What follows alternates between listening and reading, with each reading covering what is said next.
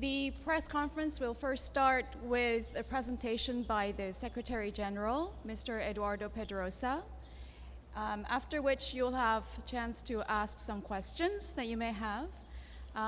But we would just like to request that your questions be related to APEC and trade issues in the Asia-Pacific region. And also the materials coming out of the press conference, including the press release, the full report of the survey results, and some fact sheets as a resource material for you will be made available to everyone who has been registered as media. Thank you.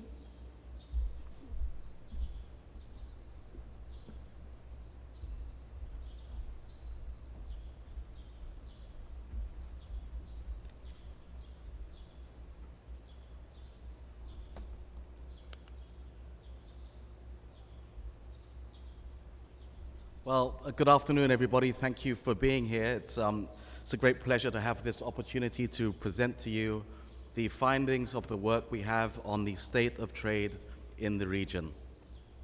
Can I have the slides on the screens, please?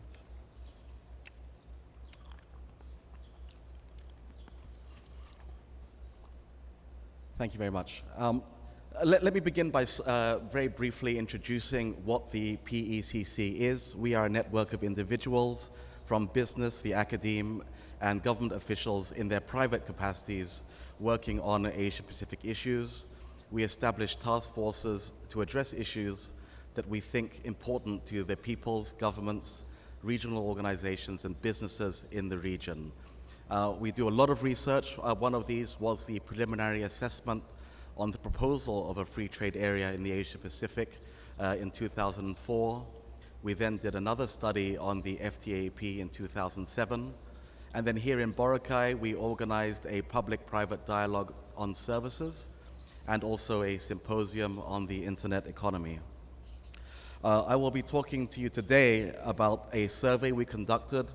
These were of government officials. These are ministers, APEC senior officials, and so on. Business leaders, members of APEC, chambers of commerce, and from the non-government sector, the research community and civil society. This is the breakdown of those respondents. They're primarily from the non-government sector and the academia, but also a substantial number of businesses and government officials. And by sub-region, from North America, Northeast Asia, Oceania, Pacific South America, and Southeast Asia. The chart that you have in front of you shows historical trade growth for the Asia-Pacific from 1990, as well as forecasts up to 2019. Now, the reason I'm showing this to you is there is a lot of concern about the future of trade growth in the region and what it means for the growth and job creation for our individual economies. And what you see from that is prior to the global financial crisis in 2007 to 9, export and trade growth had been very strong, sometimes growing at above 10% for the region. But where we are now is we're growing at an average of around 3.8%. So there are concerns on the whether exports and trade can continue to drive growth as it had in the past. Now, I'm going to be throwing lots and lots of numbers at you and perhaps some acronyms. My apologies for that. So if you have questions on what these mean, please feel free to interrupt me if you like. This is the contribution of net exports to growth and the change in the contribution between 2007 to 14. The only thing, you can't read this at all, I'm sure. The only thing the only point I would make is that net exports are contributing much less to economies now than they were in 2007. Now, as far as the survey is concerned, we asked people for their views on export growth for their economies over the next year. And what you can see from that is that they really don't think exports are going to grow particularly strongly. You see that only 36% think that they will be stronger over the next year, and another 36% think they will be weaker. So pretty much they expect exports to be about the same as they have been. What's interesting, given the forecast that I shared with you, that in fact they do think that export growth over the next 5 years will be much stronger. Even more interestingly, the most optimistic about trade growth are people from North America, which perhaps suggests to all of us that there is a structural change taking place in trading patterns in the Asia-Pacific region. Now, we also asked the policy community what they think the top priorities for APEC should be. And what they said to us was that the facilitation of participation of SMEs in global value chains should be the top priority. So 52% of the respondents to our survey picked this, and that compares to only some 22% down at the bottom. You also see a very strong emphasis on the need for work on service sectors reforms and liberalization. I used the word value chain on you, and I was wondering how many people really have an idea of what, when we say value chain in the policy community or the business community, what does it actually mean? So I gave you an example just to break that down very quickly. And what you can see there is all the different inputs into wheat, essentially. So at the beginning, you have land, water, seeds, fertilizer, and pesticides. You go through the production process, and at the end, marketing and retail services. So those are all the services that go into a particular value chain. We also asked our respondents to let us know what do they think determines export performance.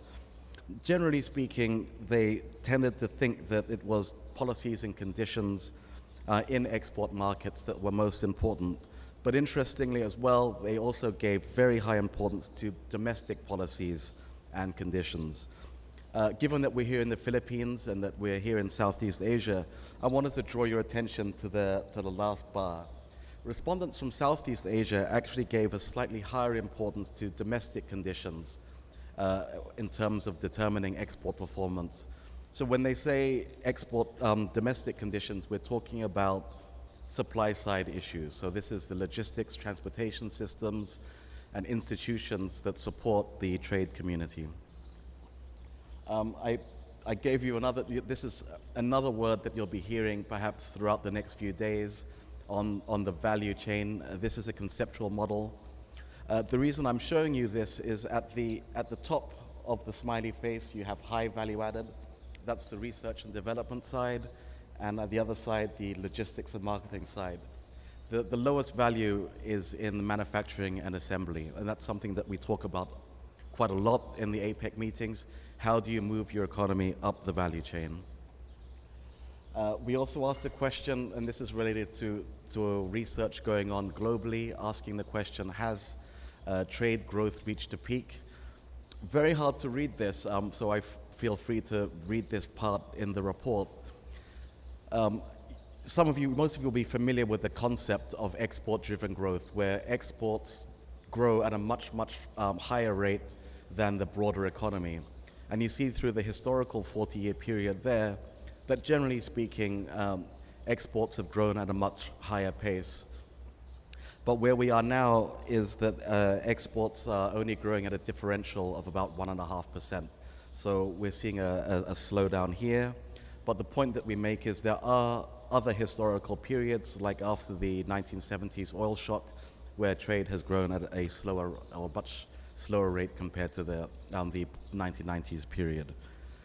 We also asked about respondents on risks to trade growth, and by far it was slower economic growth in major export markets that our respondents highlighted. Over 95% of respondents picked this out as the top risk.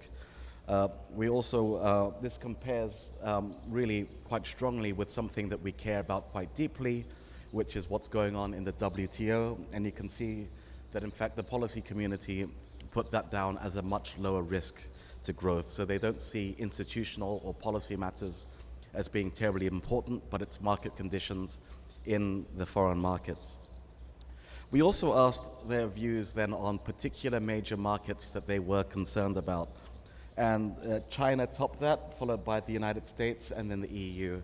Now, these numbers aren't terribly surprising since, by and large, China has become the top or one of the top 3 or 5 trading partners for many regional economies, and there is a managed slowdown going on within the Chinese economy.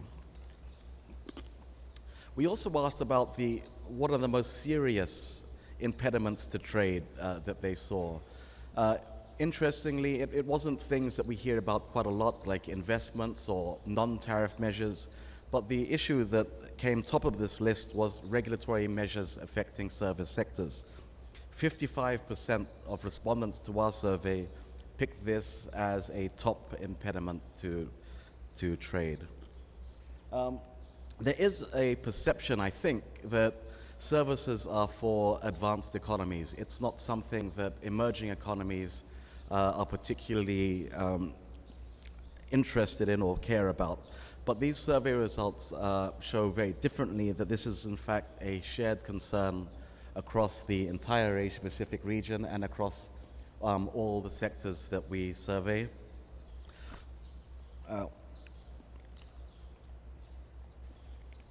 Now, it's a very pro-trade kind of survey, and so we wanted to try and find out some very basic views. You know, do people think that exports are good for growth of their economies? And the answer was overwhelmingly yes, 91%. Now, that's natural. People think exports are good. I can get foreign earnings. But very interestingly, 78% also thought that imports were beneficial because they increase choices for consumer. Imports are also important because they provide choice for producers domestically to use. Now, we also are quite interested on the sort of negative kind of part of the story. We wanted to ask, for example, do you think that trade is harmful? So we asked them, do you agree whether or not trade harms your economy because it creates unemployment?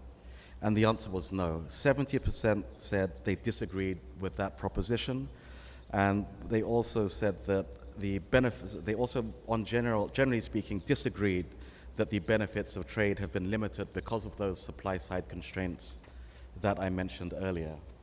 But that's not true across the entire Asia-Pacific region. And so again, because we're in the Philippines, I'm going to highlight Southeast Asian respondents here. Now, what you see in that particular slide is that respondents from South America and Southeast Asia, which are predominantly emerging economies, they did agree with the proposition that supply-side constraints had limited the benefits of trade to their economies. And that points, I think, to a really important agenda that's being addressed in APEC on infrastructure and connectivity and improving the ability of SMEs to participate in global trade. So supply-side constraints, I've used that term a number of times, and it wasn't always clear to me what did we mean by that. So here's a picture. It's actually a picture from Manila Port, and you see the traffic jam of container vans in that picture. Now in a global value chain world, these parts will cross borders and move between locations 10, 20, 50 times. So as those supply-side constraints delay shipments, they increase costs for businesses, and especially smaller businesses who want to be in those value chains. Now that's Manila, and I wanted to show you this one too. This is a picture of a rural road.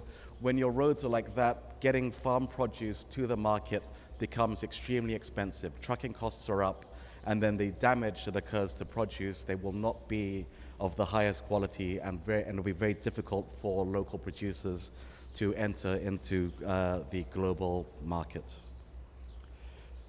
We also asked the question, do we think that the Asia-Pacific region needs a new regional trade agreement that includes all APEC members? Now I'm going to put the emphasis on all because there are lots of trade agreements around, but not all members of APEC are part of them. And overwhelmingly, the respondents to our survey said yes, 60% agreed, and only 9% disagreed. Now, over the next 2 days, you'll hear lots of things about the FTAAP, the TPP, and the RCEP.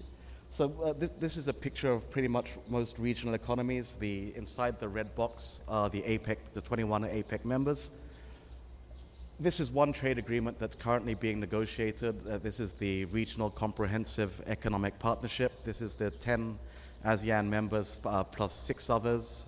The 6 others are China, Japan, Korea, Australia, New Zealand, and India. So here we are. Of course, that's not the entire APEC membership. And everyone's heard about the Trans-Pacific Partnership, the TPP. Again, that also doesn't cover the entire APEC membership. And you also have the Pacific Alliance on the other side of the Pacific Rim that covers those 4 South American economies. So what would an FTAAP do? Well, if an FTAAP does include all APEC members, you've got to draw the square around all of those APEC members and include them in that agreement. Now, what does the policy community think needs to happen to achieve the FTAAP? Thinking back to the last slide, the TPP and RCEP are negotiations in process. They are not completed. So the first thing that they thought needed to happen to achieve the FTAAP was the completion of those pathways. But I'm highlighting the second point here. Again, it's work to ensure that the design of an FTAP takes into account how global value chains operate. In shorthand, the way I interpret that is you need to get the FTAP right. There's no point in having yet another trade agreement that doesn't address the concerns of the business communities in our regions. Now, the other thing that's very important in this region, which is extremely mixed, there are very advanced economies and there are still developing economies here, is capacity building. Again, I'm highlighting Southeast Asia here, but Southeast Asians really thought that capacity building to build capacity for developing economies to participate in the FTAAP was by far the most important thing that could be done by APEC. So again, different views around the region, but highlighting an important priority there.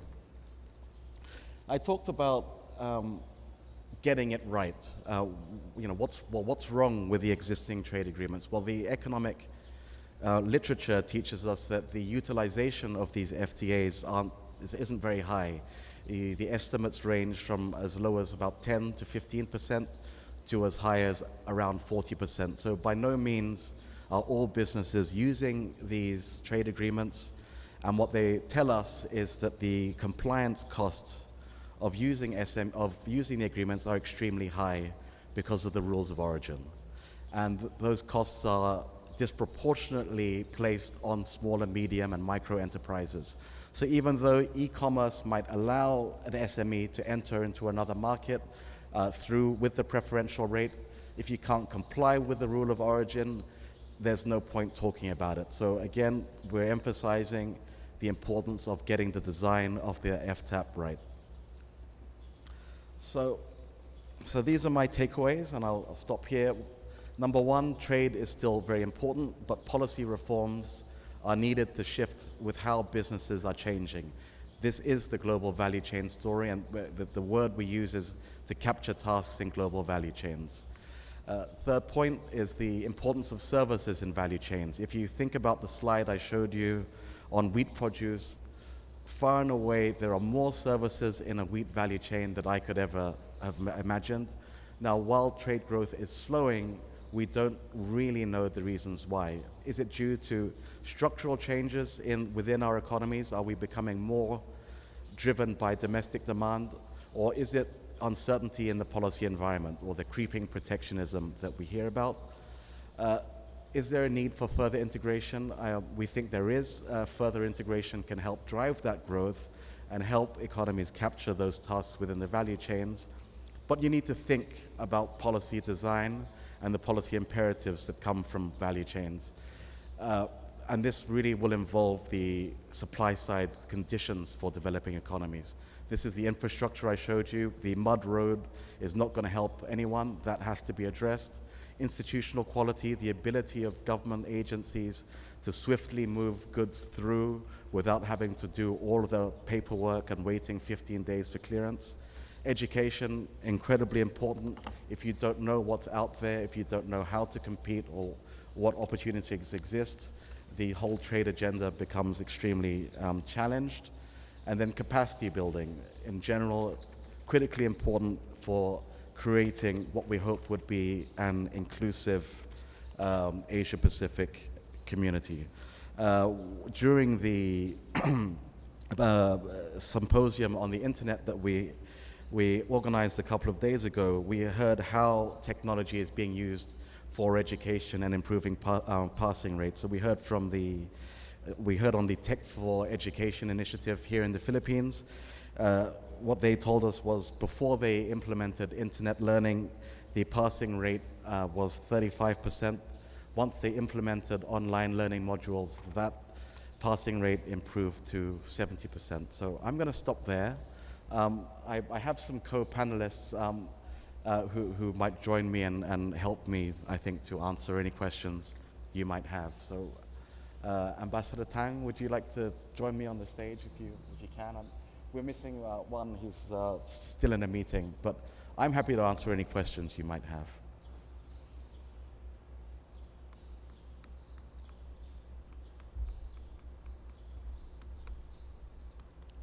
No, please. Could you identify your news agency, and let me reiterate that we're limited to talking about APEC and trade issues. Good afternoon. Rose Francisca from Reuters. Hi. Hi. Nice to see you again. Just a question on, well, one of your takeaways, you did say about slowing trade. Yep. Two questions, whether it's structural Yep. or its policies. Yep. What do you think is more of weight of the two? Yep. That's one question. Another question on these trade agreements. Mm-hmm. You enumerated RCEP, FTAAP, and TPP. Yep. I think for other countries, other countries have an idea that with the TPP progressing, the next one would be RCEP. And if RCEP progresses along with TPP, it would be already covering the region. What would then be the significance of FTAAP? Good. Well, thank you for those questions. This was something we debated quite a lot when we were writing this report on whether it was structural changes within our economies or there were sets of policies that were driving these changes. One of the very obvious structural changes taking place right now was in fact the shale energy phenomenon in the United States, and that was going to take off quite a large amount of trade off the international trade numbers, because the U.S. basically is, shifting from being a net importer of energy almost to being a net exporter of energy. Those numbers. If you had the volume numbers, it would tell you a different story now from the U.S. dollar value numbers because of the very big drop in the price of energy. Another very important structural change taking place right now within the region is what's happening in China. China had very, very high export-driven growth prior to the crisis, and it's now shifting to a more consumption and domestic demand-driven growth. Anecdotal evidence suggests there are some very interesting things taking place. For example, the potential for net FDI outflow from China, and what the higher incomes in China, what they present as an opportunity for exporters in the rest of the region. Because of the rapid increase in salaries and wages we saw in China during this period, it's also changing the competitive nature of China's economy. I might ask Ambassador Tang if he wanted to add anything quickly. On the RCEP TPP question, the answer is one really, really big one, and it's the US-China relationship. Neither the RCEP nor the TPP include both. I think Jessica's going to give you a fact sheet, and we've got some of the work we've done to estimate the potential benefit of these agreements. And by and large, the benefits that we see from an FTAAP come because of the greater liberalization of trade between the U.S. and China markets. I'm trying to dig up the numbers. I had some notes in here, but I think the estimate we have for the TPP is in the range of $300 billion to global GDP by 2025. The RCEP is much more, at about 600 billion. The reason why RCEP is so high is, number one, a lot of the TPP members already have existing FTAs, so there's very little tariff reduction to go, except now for the US-Japan relationship. RCEP is high because it will liberalize trade between three very major trading partners, which are China, Japan, and Korea. ASEAN already has individual agreements with them, but not between the three. And it also brings India into the equation. So I hope I answered those questions. Did you want to, Ambassador, did you want anything on China's economy and the changes? Yes. Hello? Yes. Just now, Eduardo mentioned that China tops the risks of trade growth in the survey. And I think it's understandable that people have this kind of concern because China now is the #2 economy in the world. Any change in China's economy will affect the region as well as the world. And, but I think we should look at China's economy in a comprehensive and a deeper way.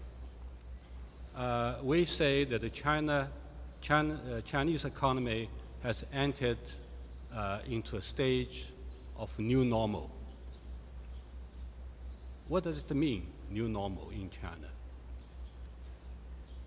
When we say new normal, we mean that China's economy is shifting gear from high speed to medium to high speed growth. That means that we purposefully reduced our growth rate. Not only in next few years, I think in coming decades as well.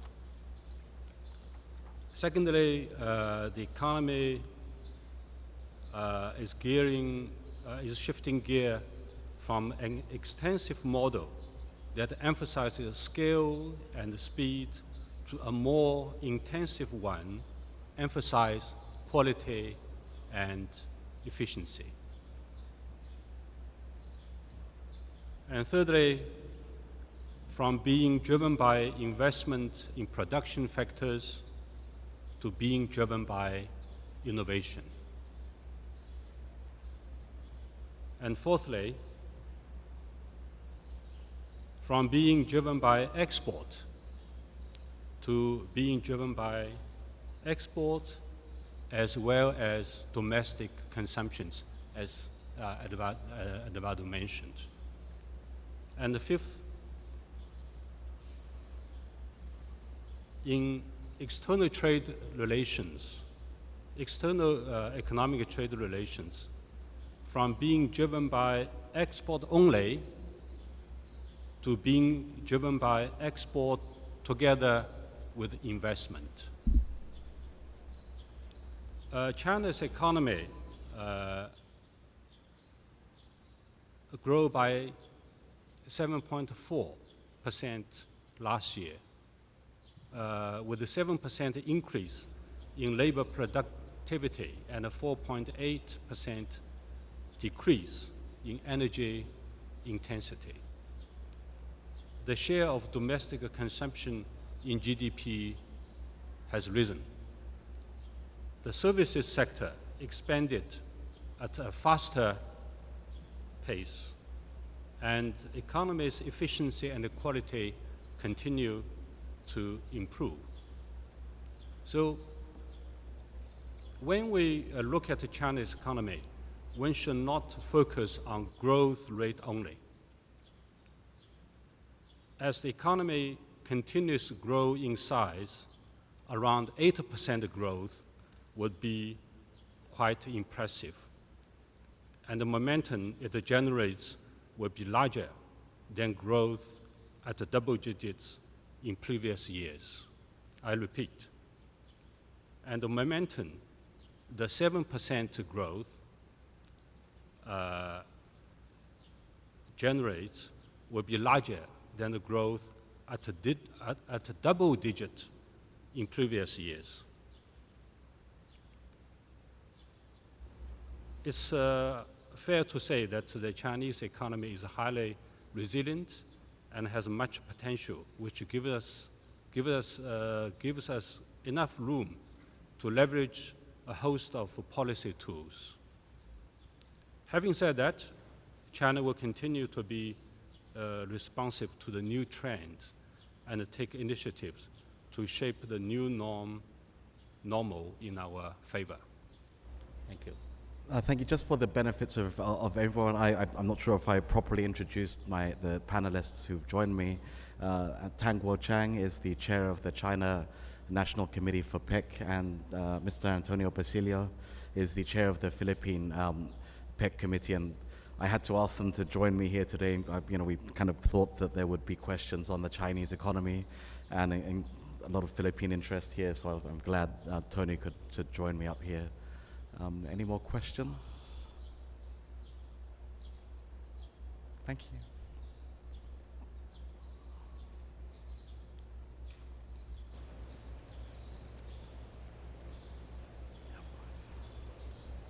Good afternoon, sir.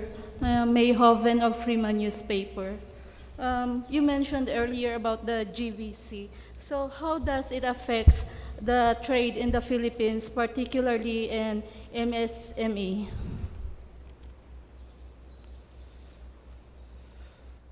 Well, the Philippines is already a significant contributor to regional value chains. The challenge, I think, is number one, how do you get more smaller businesses to enter into those value chains? And also, but how do you get some of the MSMEs to get directly to market? So some of the things that APEC is currently looking at is reducing the sort of paperwork required to comply with the rules of origin, and also some of the infrastructure systems related to GVCs. When we have port congestion and the insufficient ability to move goods quickly through the border and across the border, it becomes very expensive for companies to join those GVCs. So as we see these structural shifts, the challenge for all economies is how do I capture those tasks in the value chain? So a lot of that it really does require quite significant infrastructure investment, and I hear a lot of projects are underway to improve that in the Philippines, and also to reduce some of the institutional burdens that exist. Tony, did you want to cover anything on the Philippines? Oh, okay. Well, the Philippines is a major participant in the GVC trade. I think there's one estimate that says that 54% of Philippine exports are part of this global value chain system. But the participation of SMEs is not that significant, partly because most of these products are IT products, and partly because the link between the major manufacturers and their subcontractors have not reached the level of the MSMEs. And that's why APEC is working on increasing their participation, or internationalizing or globalizing MSMEs. So the Philippines, in fact, is spearheading an initiative within APEC, an action agenda on SMEs, designed to give them access to international markets through information, but also to provide them, certain special treatment. For example, rules of origin. Many of these small enterprises don't bother to use preferential trading arrangements because conforming to these various rules and rules of origin and also standards is too cumbersome. So they just forget about it.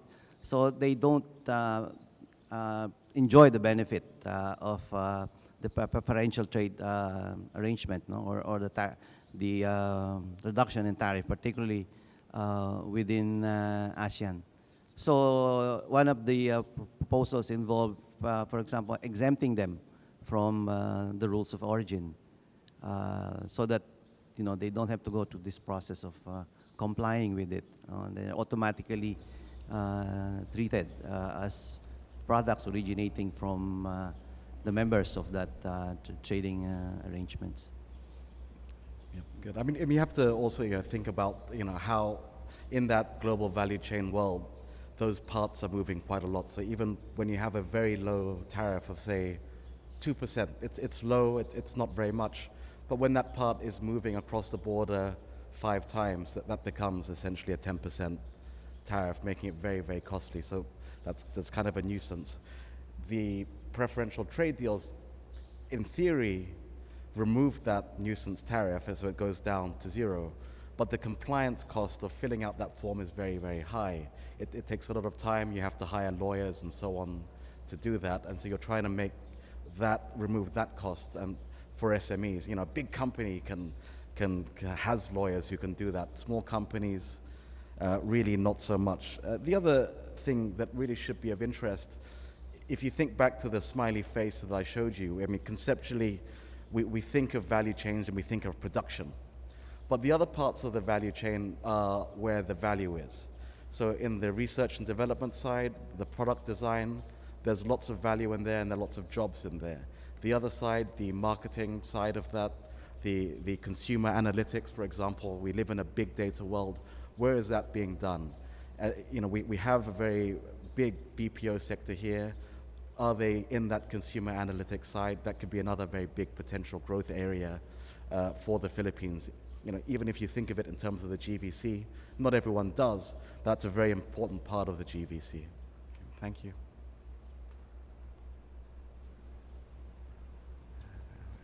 No more questions? You're letting us get off scot-free here. Nope. No more takers. Going once? Going twice? None? All right, thank you very much. Oh, please. Oh. There's always one. Don't be shy. Good noon. I'm Jun Aguirre of GMA News TV. I just want to ask these two gentlemen what the public can expect from both China and the Philippines in the next 2 days. Are they planning to agree with certain things? What can the public expect from the Philippines and China in the? Thanks. We're not government officials here, so we don't represent what their governments are doing.